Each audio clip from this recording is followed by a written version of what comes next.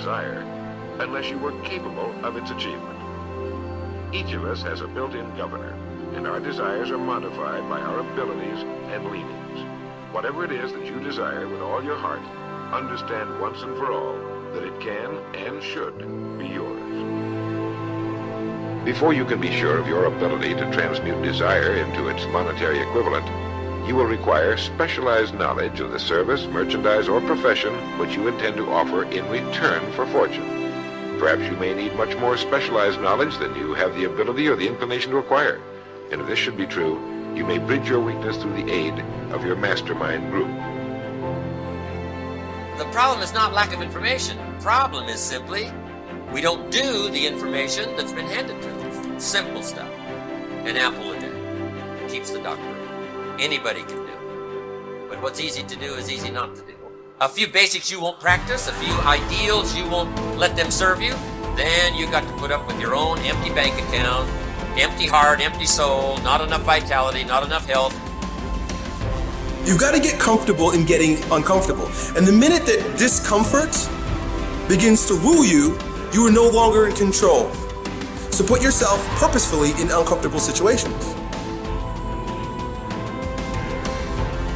But as John Wooden said, never let what you cannot do interfere with what you can. There is something right now that you're capable of. There is an innate skill inside of you that's your spark. It's that starting point. It's that thing that while you may not be the best in the world at it, it's a flame that you can fan. It's something that you can breathe life into and really begin to get good. But first, you have to understand the very nature of progress. And that's what Stephen Covey said. You're not the product of your circumstances, but rather a product of your decisions. Don't sentence yourself to a lifetime of being miserable, a lifetime of being broke, a lifetime of being unhealthy, a lifetime of being in a relationship that is no longer fulfilling to you, a lifetime of working on a job that does not bring you satisfaction, that's not giving you the creative urge that you need and that got to have in your life that stimulates you. Don't sentence yourself like that. You are a human being. Don't volunteer your life that way. Your life has too much value to the universe. You've got something to contribute. You've got something to give. That if you're willing to do the hard work of looking internally and building something new, if you're willing to tear yourself down, if you're willing to brick by brick disassemble that thing that has been built by accident inside of you and move forward with a new level of intention and build something, an entirely new structure with your eyes open, then you make room for the new. Then you can build what you want to build. Then we'll have the change that we want.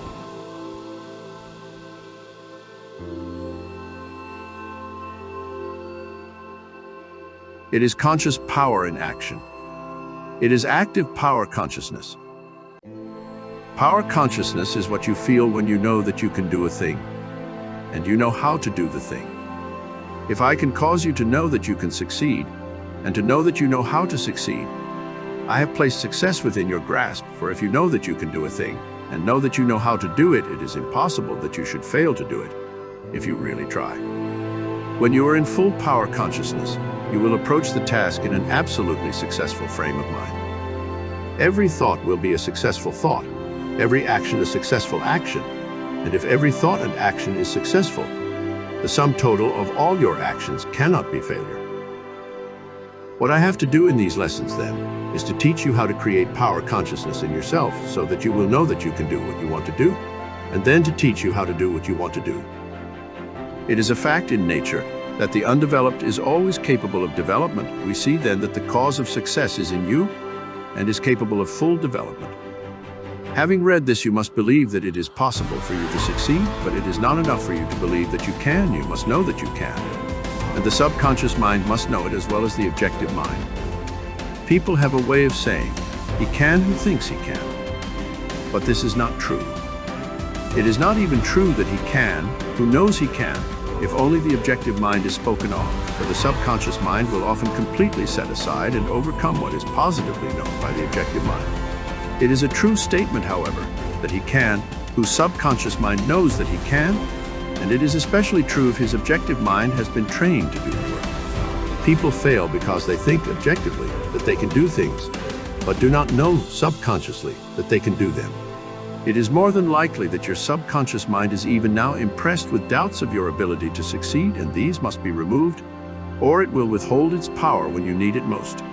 The subconscious mind is the source from which power comes in the action of any faculty, and a doubt will cause this power to be withheld, and the action will be weak. Therefore, your first step must be to impress your subconscious mind with that fact that you can. This must be done by repeated suggestions. Practice the following mental exercise several times a day, and especially just before going to sleep, think quietly about the subconscious mentality, which permeates your whole body as water permeates a sponge. As you think of this mind, try to feel it. You will soon be able to become conscious of it. Hold this consciousness and say with deep, earnest feeling, I can succeed. All that is possible to anyone is possible to me. I am successful. I do succeed, for I am full of the power of success. This is the simple truth. Realize that it is true, and repeat it over and over until your mentality is saturated through and through with the knowledge that you can do what you want to do. You can, other people have, and you can do more than anyone has ever done.